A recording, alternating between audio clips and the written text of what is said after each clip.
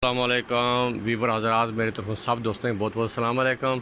तो जनाब मैं एक ख़ास एक वीडियो अपने उस्ताद मोहतरम जनाब बाबा नाइब हैदर साहब वास्ते बनाने लगा, जेडे उन्होंने चैनल पर लग सी तो उन्होंने फरमाइश की थी कि मेरे चैनल से अलग वीडियो बनाओ, तो इंशाल्लाह ये उन्होंने चैनल वास्ते इस बूटी का नाम जरा साड़ी अपनी ज़बान दे इसको आने बिछुआ बूटी या बिच्छू बूटी, लेकिन जरा सी इस हिंदी विच जड़ा ये बाग नक्की कहने तो एक और जबान जरा सी संस्कृत सी काग माशी के आखने। ये खास किस्म की एक बूटी है। तो ये मैं वीडियो देना ना मेरा खास मतलब सी कि मैं दोस्तों की कल सफ़ेद तांबा ने एक वीडियो दी है, तो हूँ मैं जनाब दोस्तों ने खिदमत ही लाजल तांबा देन लगा कि इस बूटी ने भी तांबा लाजल हो जाना। ये इसना फुल है, यह फुल है, इसना पहचानने में सब तो आसान है। इसने फल होना, यह फल जितना खुश्क हो के काला हो जाना, काला हो के अगे बिच्छू की तरह इसने डंग इस तरह खड़ा हो जाना। तो इस वजह तो इसके आने ने और बहुत चिपचिपाइट होनी है, इसमें चिकनाइट बहुत होनी है। तो इसने बहुत आला किस्म का लाजल तांबा बनना और पारा भी बहुत अच्छा बनना है।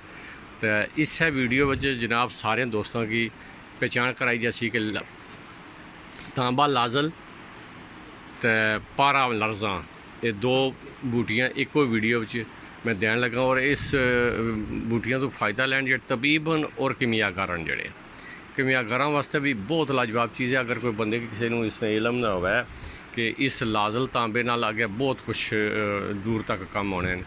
तो यह मेरे नाल जनाब अली साईं बशीर साहब बन जिन्होंने तलक चंग नाल है।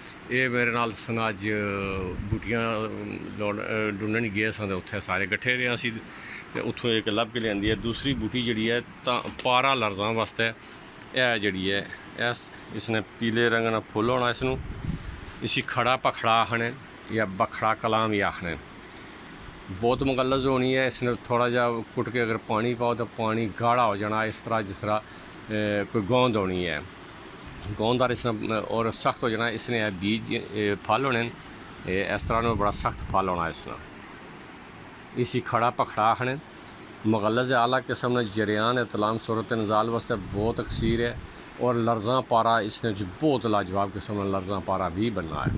पारा उसने भी लरजा बन जाना जरा बिछुआ बूटी जी। तो इस पखड़ा कलाम भी जरा खड़ा पखड़ा भी कहने, पखड़ा कलाम भी कहने इसनों।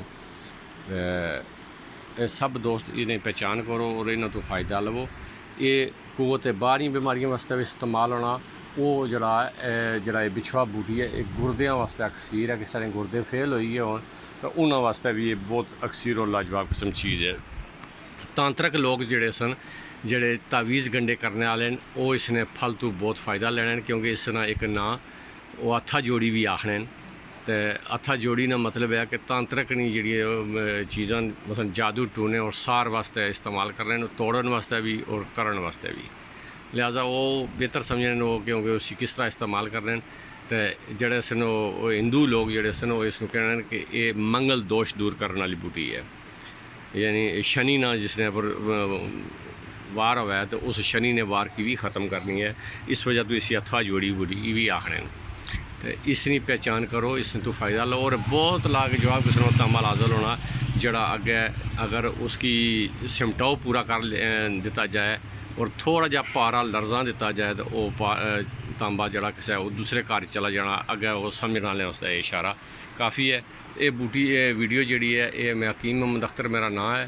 तो मेरा नंबर है 0312 95 32 772। मेरा चैनल है सन्यासी बाबा एक्सपेरिमेंट नाम पर।